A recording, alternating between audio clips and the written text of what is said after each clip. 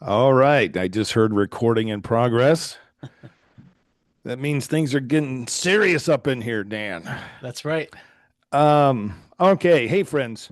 Today we're talking about confident humility with author and teaching pastor and a new buddy of mine, Dan Kent. Maybe buddy's too intimate, Dan. I don't know. We've only met, but We've had like 3 meals together already, and oh, so that, yeah, that's we're true. yeah, we're there. We've arrived. I'm sticking with it. I'm a lonely man, Dan. Come on.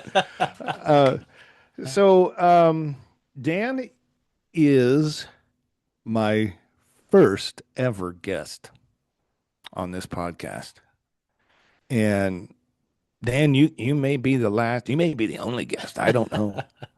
Yeah. But I thank you so much for being a part of Formation Through Following and for walking me through it because this is new to me. So, Dan, thank you so much. Thank you for coming to Bellwood and preaching. Thank you for writing this book and for joining us today. So, to start off, why don't you just tell us a little bit about yourself? Sure. Yeah. Can I ask you a quick question first? Sure. You are having Megan Good coming to your church in the next few weeks. Uh, Correct. I'm assuming you're going to have her on your podcast too. Is that right? That is the goal. Okay, good, That good. Because is the goal. she is a gem. I mean, she's wonderful. So you guys are lucky to have her coming. She's really, really great. We So are. I'm excited. Yeah, I met her on Zoom actually. We were doing an author summit for Jesus Collective. It was like 8 or 10 of us, and it was when she had first published Divine Gravity. Yeah. And then she was doing a Bible seminar in Minnesota. I want to say it was January, which seems insane to me Yeah. that you would, right? Who Yeah, would right, right. do Not, that? yeah. But yeah, we went up there and she was excellent. So I got to know her a little bit more. She hung out with Shelley and I, and so then we figured out that hey, we need her to come to Bellwood. So yeah, so Good. that's going to happen. So maybe Dan, depending on how we do, because she may watch this, you know, Yeah. and she may be like, you know Well, what? now No. there's pressure. Now there's pressure. Oh, there's So pressure. Yeah, so she may be like, you know what, hard pass. But I anyway, doubt it. that is the goal. Okay, so enough Yes. about Megan Good. Yeah. What about Dan Kent? Yeah, I am a teaching pastor at Woodland Hills Church. I'm sort of the backup quarterback to Greg Boyd at the church there, and this week I served as backup quarterback because he got sick, and I jumped in and did a message, and it just so happened that the message that I shared with you all at Bellwood fit just so snugly into our series that we're in. So I ended up reworking it and doing that, Yeah. and it was all fresh in my mind still, so it worked out really well. But It was just as good the second time, Dan. It was just as oh, good, good. maybe Well, even good. better. Oh, good, good, good. Well, and people really connected with it, so it felt Yes, good. It they felt did like the connect spirit with was it. at work there. So that was wonderful. But I basically came to faith in my late teens, early 20s, and I kind of fell in love with learning and just had this passion to learn when I turned like 19 or 20. And so I figured out how to get into Bethel College, and then my friend Jessica died as I was just falling in love with God, falling in love with learning. My good friend Jessica died, and then that caused like this huge faith crisis. And I sort of started to wrestle with these things. And so I was taking all the theology classes I could get. And that got me in touch with Paul Eddy, who is a professor at Bethel University and has co-written some books with Greg Boyd. And really, in wrestling with some of these theological issues, I ended up kind of walking down the hall from Paul Eddy's office to Greg Boyd's office, and kind of got to know him, and so I kind of came up through my relationships with Greg Boyd and Paul Eddy, and now I'm doing ministry with them, and it's just it's a blessing. It's just been such an incredible blessing, a great community, and really, you know, just a intellectually rich, but also emotionally and spiritually vibrant sort of community that we've built up there, and it's been a great to be a part of it. Yeah, yeah. I very much enjoy the ministry of Woodland Hills, and we took a missions trip there a That's few right. years ago. Helped pass out food and different things Yeah. on Walking with a Thanksgiving. purpose. That's Yeah, yeah. yeah, we did that too. Yeah. We did that too. Very meaningful. Hmm. Uh, our youth group, I think, learned a lot from doing that. I learned a lot, from doing it. So, that was very, very good for us. And you do an excellent job when you do come in and as the backup quarterback. You do a very good job, Good. and thank you for that.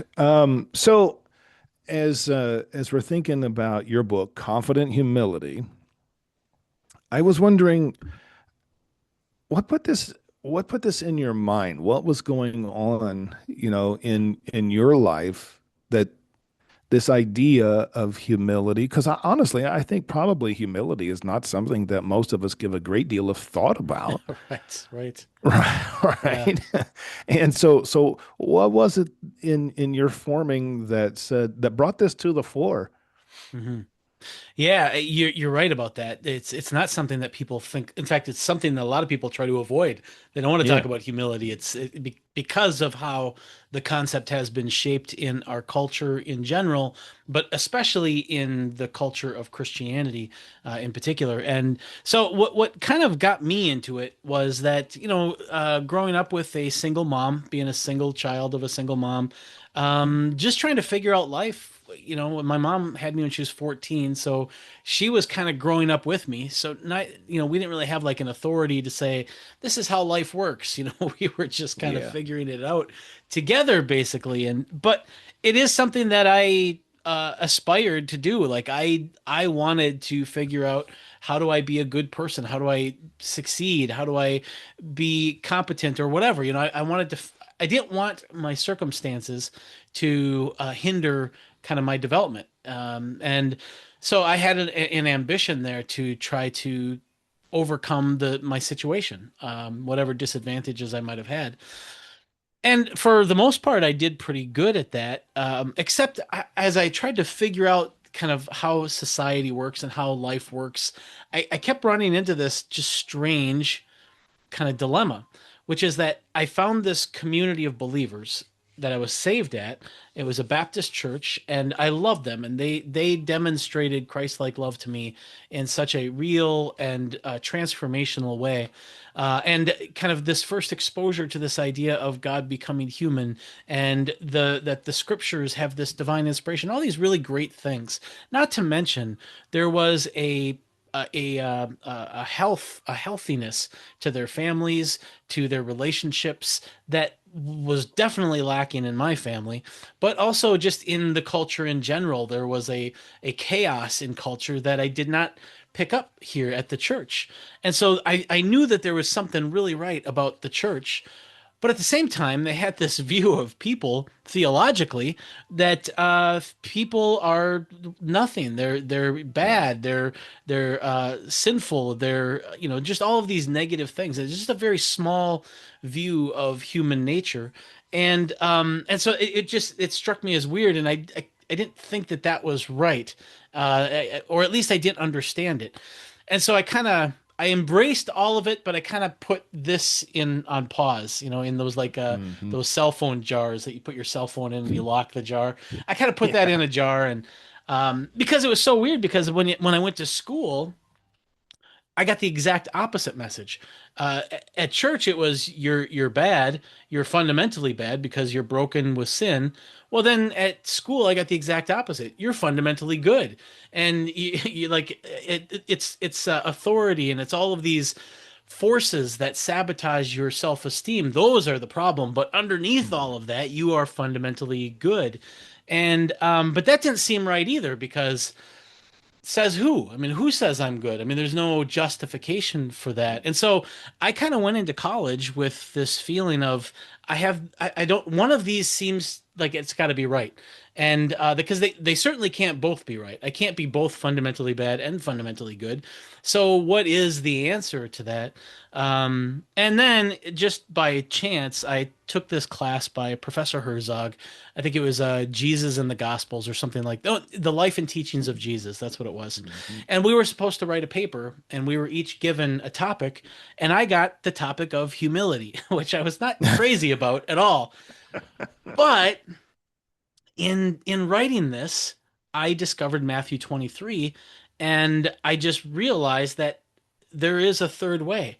You don't have to say that we are fundamentally bad or fundamentally good.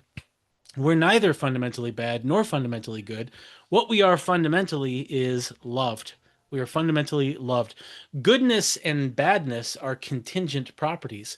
Uh, God has placed before us goodness and badness, life and death, prosperity, curses. All of those things are placed in our lap, but fundamentally underneath all of that, we are loved. And to me, that solved this developmental dilemma that I had carried Yeah. with me through my teens and into my early 20s. And so that's sort of the history of the idea. Yeah. No, that's excellent. That's profound. Yeah, well, Yeah. and Jesus too. I mean, the teaching that Jesus has in Matthew 23, it's not like as explicit as I kind of want it to be, but it's there, and it's just so uh for me at least, it just reached in and poked me in the heart. Yeah. That is something about Jesus. He's usually not as explicit as we would like him to be. Yeah, right. Well, and then sometimes he's more explicit than we want him to be. Yeah, he just doesn't fit our mold very well, does he? No, he does not. That's right. He just doesn't cooperate well. Yeah. Yeah. No, that's great. I remember when you were talking about that, that was part of your book, and that's at the beginning of your book. When you're talking about your early childhood development and things like that. And I remember when you and I had our first meal together.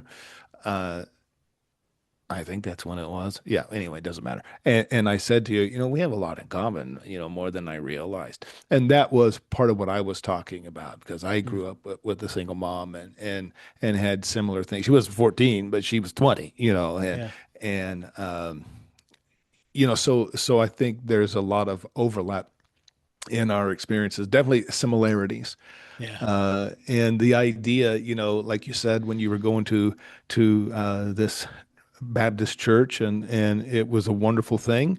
But at the same time, the smallness of who you are, it put me. You have a line in your book, and it's on our church sign right now. It reads, "Making people smaller does not make God bigger." Hmm. And Yep. that just that resonates with me Yeah. because I do think so often people are just almost afraid to think anything of themselves for fear that somehow they're robbing God of his glory or Yeah. something, Right. Yeah. Absolutely. Well, and some of the Christian traditions explicitly say that Yeah. Calvin says that anyone who darkens God's counsel with anything positive about themselves robs from God's glory. That's exactly right. Yeah. And so, in fact, in some of those traditions, it's that arrogance, that pride, Yeah. that it is sort of like the heart of their anthropology. So that pride, this idea of threatening God's glory, is such a threat that humility must be the opposite of that.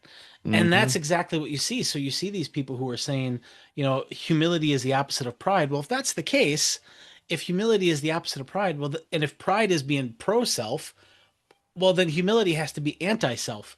Yeah. And that's where you get into this race to the bottom where everyone's just tripping over each other to, basically belittle the self as much as possible. And it's becomes almost farcical. Some of the Yeah. things that these theologians have said over the years, I am a wound and an ulcer before God and all of these kinds of things. And it's Yeah. like, but so like one of the cool things is that when you read Matthew 23 with these ideas in mind, you see that, well, no, humility is not the opposite of pride. It's contrary to pride.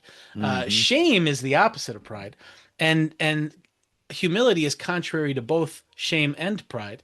And Yeah. so humility is like this other thing that goes against whatever it is that creates shame and pride. Humility is against both. And Yes. that to me was just like, oh, that makes so much sense. Yeah, I think that was one of the key insights of your book that I appreciated.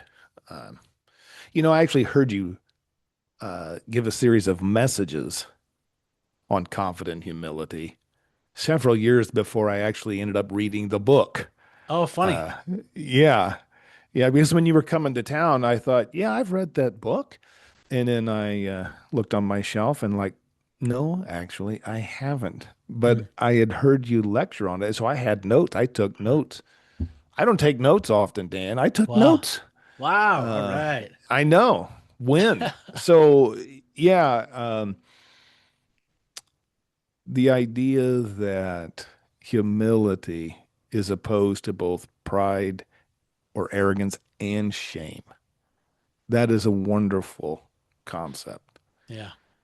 It really is. One of your another line in your book says the cross leaves no room for self-loathing. Yeah. And I love that. I mean, because we often do, we seize on the pride. The cross leaves no room for pride. Of course that's true. Hmm. But it also leaves no room for self-loathing.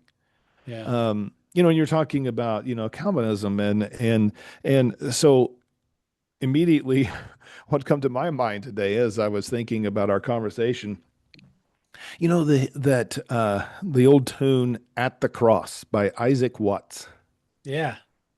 right? I don't know it by And heart, but I know of it. yeah, oh, don't know it by heart. But the thing is, I mean, because like you said, sometimes there are certain circles where the more language I can come up with what a horrible creature I am, the holier I am. The Yeah. better the worse Yeah. I put myself down, the better I feel. Yeah. And when I think about it in those terms, and I think about at the cross, okay, so here's one of the lines from it. Would he devote that sacred head for such a worm as I? Such a worm as I. But then this is what gets me. It's but the tune is lively. At the Right. cross, at the cross. So you're singing. And in my mind, I'm going, wow, this is like a bouncy morbidity here. I Yeah. mean, this is depressing lyrics, but boy, it's a lively little snappy tune. It just Yeah. seems, Yeah, oh yeah, totally. And to me, and the thinking behind that for me is that I don't even remember that line. That's actually a good line. it's very forgettable. Yeah, yeah, right. But uh, for me, like what the cross doesn't say that I'm a worm. The cross says that I'm worth Jesus dying for. And so I don't know how you would get I'm a worm from or I'm worthless. How could you say that you're worthless if God has incarnated into a person and suffered on the cross to die for me? It just the math doesn't Mhm. line up. The logic isn't there. It's in fact it seems the exact opposite of that. And I've yet to hear anybody counter this Mhm. my argument in any sort of compelling way. So to me, that's just the good news. Part of the good news is that God really does love me. There and and Yeah. and if God really loves me to that extent, there's instantly a floor to how low I can view myself because I'm worth Jesus dying for. And so but even beyond that, Steve, the fact that God became a human just like Yeah. all of us, like just like his brothers and sisters, Hebrews says, in every way, so that he could represent us in covenant. Well, then whatever I say about humans, I also have to say about Jesus. And so there is just this, you can't go below a certain point when you're thinking of human nature. Yeah, we have sin that needs to be dealt with and all of that, but fundamentally we are worth Jesus dying for. Yeah. And I to me that's just that Yeah. changed my whole life. So, Yeah. And don't and do you uh to I don't want to get too far into theological weeds. Well, actually, I kind of do, but I don't know if people want us to. But when I think about Jesus becoming human, in my understanding, Jesus does not slough off his humanity. He is still human. mhm, There's humanity about him. Glorified, resurrected, yes, but mhm. still fully God, truly human. Yeah, Is that fair to say that he keeps his humanity? He doesn't get absolutely. rid of it, Right. Yeah, right? I think that's fair to say. And Yeah, even with his resurrected body, he still has a human yeah, body with his absolutely. scars. And so, Yeah, yeah, I think that he did not. He, what did you say? I think the way you said it was glorified. He was glorified, but he mm-hmm, was still mm-hmm. human, and he was the first fruits. And we are to follow in those steps. And so, in the That's same way right. that whatever happens to Jesus, that's what is promised will happen to us. So too, Yeah, whatever we say about us, we also have to say about Jesus on a metaphysical level, at least. yeah. So yeah, No, I think yeah, I think that's right. I think so many Christians, the different conversations I've had, they get the idea that Jesus became a human, for 33 and a half years. And it's like, no, that he has forever joined himself. God the Son has forever joined himself to humanity. yeah, Um, yeah, and for some people, I think that's a new thought. But it's ancient. It's orthodox. It's yeah, yeah. There's nothing.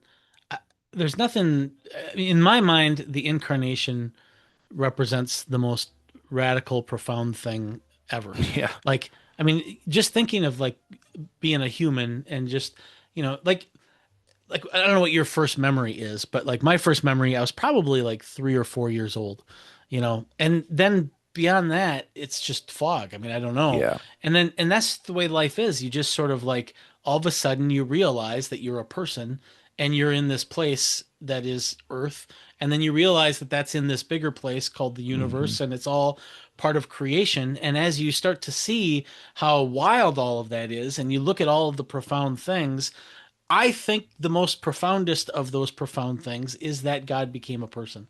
And yes. and I just think that's just how do you top that? There's no way to You top don't. that claim. Yeah. So, yeah. No, no, we're not going to get to the bottom of Jesus, are we? Right, That's no, we're not. No. oh. Um, we were talking about that humility stands over and against both pride and shame, and that was one of the things that you have in your book. You're using this metaphor or this analogy of the road to humility, and just like any road, there are two ditches. And so you've got the ditch of smallness on the one side, you have the ditch of bigness on the other. Would you like to say more about that? Yeah. Are you talking about the whole road metaphor or just the ditch of Yeah, the bigness? road Okay. metaphor and what these ditches Yeah. Yeah. mean I, to I you. I love the road and ditches analogy because you can still go a long ways in a ditch. It's just harder, and Yeah. I think of like people who I care about who are in both of those ditches, and I still care about them. I love them, and some of them are doing really great things, but it would be so much easier if they were on the road. Yeah. And and Right. so and it really comes down to that third way. I mean, the ditches are very similar to each other, whereas the road, even though it runs parallel to the ditches, it's very different. Mhm. And that's the way I view humility. In fact, I wish I would have said it that way in the book because I liked how that came out. But yeah, and so the main thing I would say that distinguishes there's two main things I would say that distinguishes the ditches from the road. The first main thing I already said that the ditches will say that we are either fundamentally good or fundamentally bad, and the road says that we're fundamentally neither. We are fundamentally loved. That's what's at the core of our situation. The second thing that distinguishes them is that as soon as you say that, you know, if you as soon as you try to uh, pursue downward, like you're trying to think less of yourself. And if the goal is to think smaller and smaller and smaller of yourself, that implies that you can get smaller. That implies that you might have once been bigger. And same thing in the ditch of bigness. The goal there is to ascend into a more, positive, esteemful self. And there is a measurement there. There's a criteria there as you move up. And so in the ditches, there is this fundamental hierarchy where some people are better than others. And the road says the opposite. The road says that we are all fundamentally equal. We are all fundamentally brothers and sisters. And when I say fundamentally, I mean that like metaphysically, because when you look at kind of the basis of all of this, the basis of this view of humility is all based on Jesus dying on the cross. Because if on the cross, Paul tells us that Christ became our sin on the cross, well, what is sin? Sin is something that's contrary to God. And Mhm. so if Jesus becomes that, and if Jesus is God, well, then what we have on the cross is God is becoming the antithesis of himself on the cross. You can't go farther than that. You can't become more than the antithesis of yourself. That's as far as you can go philosophically. And what that means is that we are loved with this unsurpassable love. God could not demonstrate his love more than that. And what Mhm. that means is that if he loves me with an unsurpassable love, well, that means he can't love you more. Because if he loved you more than he loved me, then his love for me would have been surpassable. And so that's why when God loves us with this unsurpassable love, that means that we are unsurpassably equal. And so those are the two things that really distinguish the road of Mhm. humility from the ditches of bigness and the ditches of smallness. Yeah. So, I mean, would you say that we could infer from what you're saying here that we are not going to be loved more by God or less by God? Mhm. That love is constant. That's right. It's unfailing. That's right. Uh, I don't know who I first heard say this, but I've said it on a couple of different occasions. It seems to resonate with people. Um, but I will say you will never look into the eyes of another person that Jesus doesn't love. Hmm. And you know what? Sometimes the person that you're looking into their eyes, it's a mirror. It's you. That's right. You're loved by God.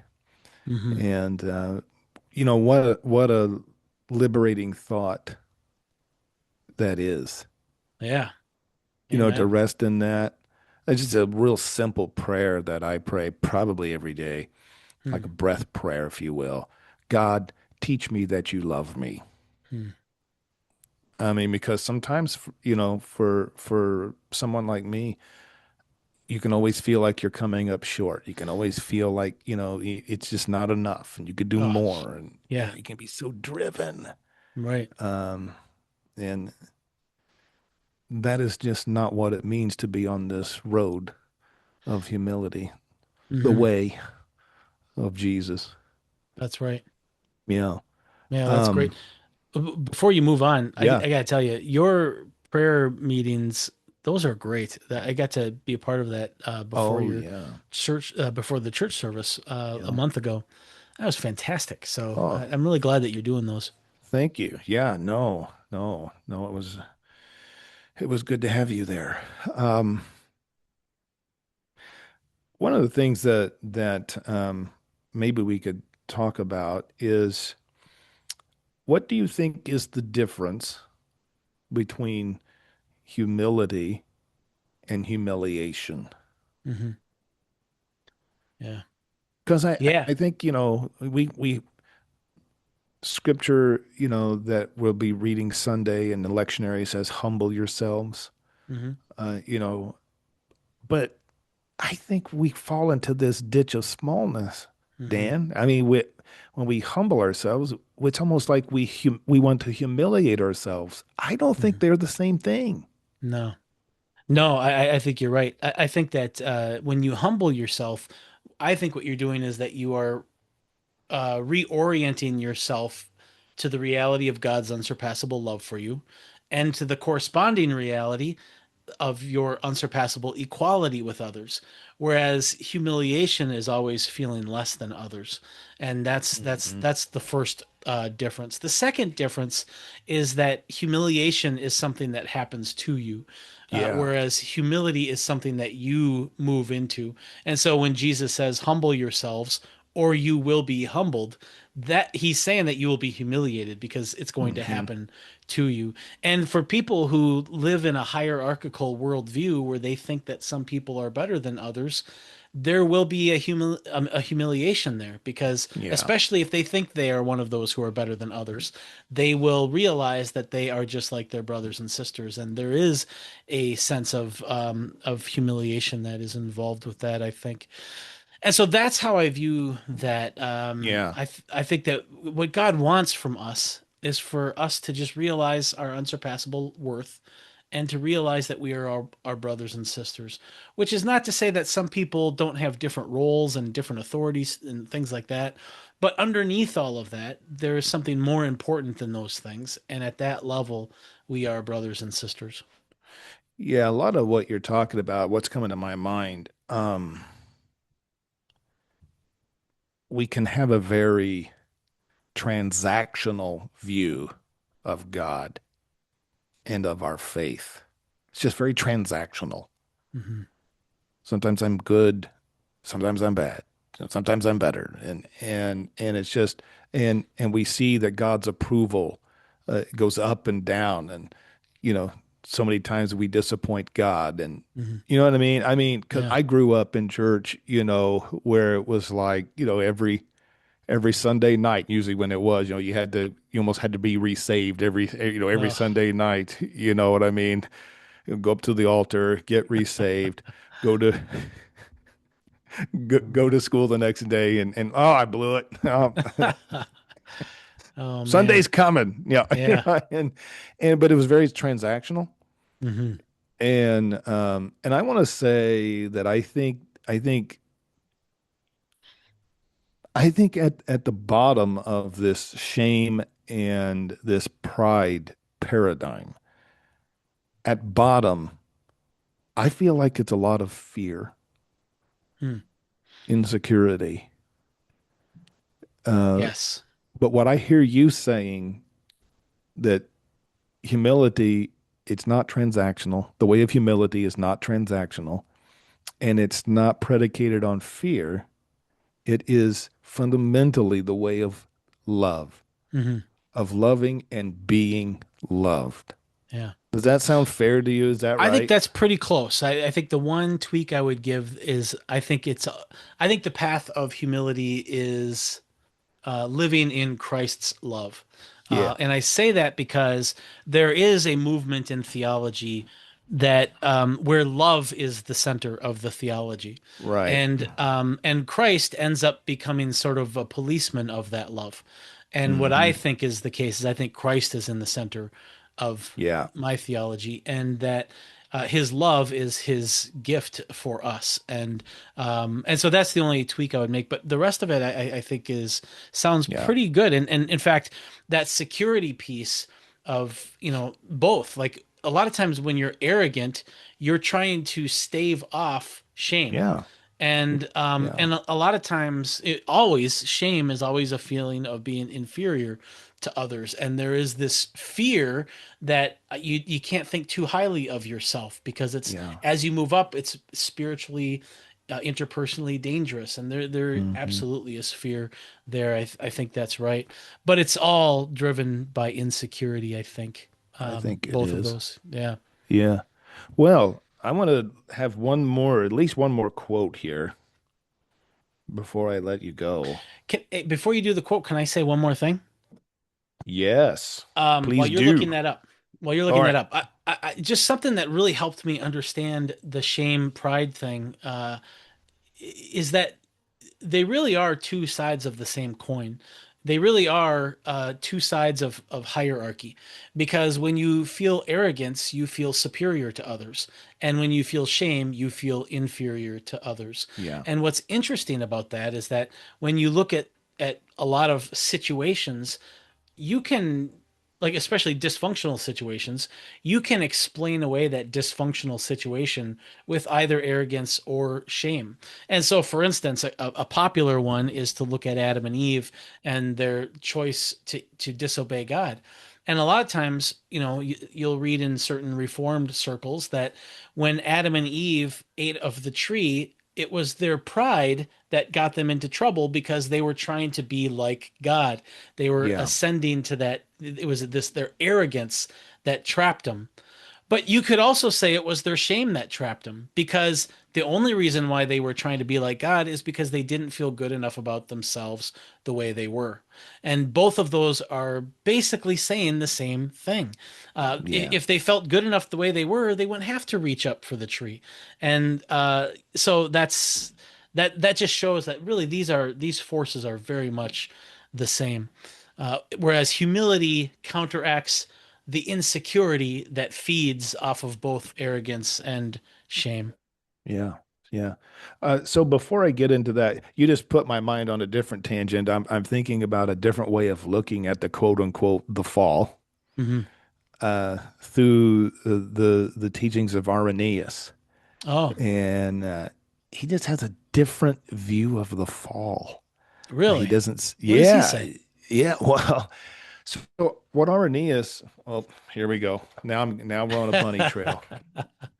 Okay, so Arminian theology, what he says is instead of looking at it through more like an Augustinian, like Augustine later, will say, well, just rebellion against God and the pride and this, that, and the other. Irenaeus looks at it and he says, look, what was going on there, the tree of the knowledge of good and evil was not a bad thing. And God didn't put it there for like some type of reverse psychology. It wasn't a test according to Irenaeus, he says, look, Adam and Eve were in this childlike, innocent state, and they were not ready as yet Hmm. for the tree. It would almost be like you don't give the car keys to your 5-year-old. They're not ready for it. Yeah. Now, when they reach a certain age, then yes, they can be ready for it. And so, what Irenaeus says is that when they take of the tree of the knowledge of good and evil, it was something that they were not ready for, and their humanity was stunted and hindered at that point. And so, all of us, we inherit that stunted human nature, and Hmm. that Jesus is the fully human one, the only fully human one. Hmm. It's just a fascinating view, and it's such a total different take Yeah. than the offended king who comes in, and said, that was mine, and you didn't recognize my boundaries and my Right. rights. Yeah. Instead, on the Arminian view, it's the father who comes in and with a broken heart, if you will, but says, this was good and you could have had it, but you Mhm. jumped the gun, so to speak. And Yeah. isn't that interesting how he Yeah. looks at that? Yeah. Uh, Totally. yeah, Irenaeus sees Jesus as kind of a recapitulation, like he goes through all of the human stages Hmm. in our, on our behalf. Yeah. But it's a different view of the fall. Instead of seeing it as an act of pride and arrogance and willful disobedience, it was a childlike mistake. And when Eve says, well, I was tricked, she was telling the truth. Yeah. She was tricked. She didn't realize, what was going to happen. Yeah. But yeah, read on that sometime. I find it fascinating. I feel like the picture of God in the garden that takes the Armenian view, I feel like that makes more resonance with Jesus, the God Yeah. that we see in Jesus. Hmm. I don't know. Yeah, try that on. Yeah, I'll have to chew on that for sure. Yeah, Yeah. that's a good way to put that. Chew on that. That's a Yeah. Greg Boydism. Whenever he says something preposterous and the congregation gives him like deer in headlights looks, he'll say, just chew on it for a while. You know what I say? I don't say that, but usually what I'll do is I'll say, I'm just going to set that right there. And you just think about You think about it. it. Yeah. Yeah, Yeah. yeah. Okay, so let's try to wrap this up, I suppose, with this quote. This is from Confident Humility by Dan Kent, page 49. It says, humility means making God your all without making yourself nothing. Means becoming a full self without becoming full of yourself. Humility is nothing less than the calm magic of fully realizing your unsurpassable and unalterable worth. Growing in humility is growing into the reality of this worth and opening yourself up more and more to the reality of God's love for you and those around you. Yeah. That's that's Yeah. marvelous writing, Dan. Well, thank you. Can I confess something about that paragraph? I Yes, that please was do. It's the good for your that soul. that was the last thing I wrote in that book. Uh and because Hey, I had written the manuscript and Tony Jones just teared it apart. He was my editor. And then and then finally he's like, okay, here's my final edits, but nowhere you don't really define humility anywhere, and it's a book on humility. And so I'm like, yeah, you're right. I good don't. call. So that was the last paragraph that I Thank wrote. thank you, Tony, for Yeah, that's right. Yeah, yeah. yeah. Well, this has been great. Thank you, Dan, for being my first guest ever Yeah. on this show. Um, is it right to call it a show? Podcast? I don't know. I don't know. I'm 100 years old. So yeah, and you have your own podcast that you do with Shauna Boren. You want to tell Yeah. about that? Well, actually, I have a few. So Shauna and I, Oh, we well, we okay. that's with Woodland Hills, the one with Shauna and I. That's a Okay. blast. We do that every Tuesday, where it's kind of like when you watch a sports game, like a football game or sports like a baseball, and then they have like the post game show. That's what Yeah. Shauna and I do. We do a post game show for the sermon from Sunday, and Well, so we talk about. Dan, listen, I wanted to talk to Shauna, Yeah, that's right. but Yeah. her people said, Mm, whoa, whoa, yeah, yeah, you don't talk to Shauna. yeah. She's You tough. you She's a you tough cat. start out with Dan Kent Yeah, and that's then right. see how you do with that, and we'll call you maybe.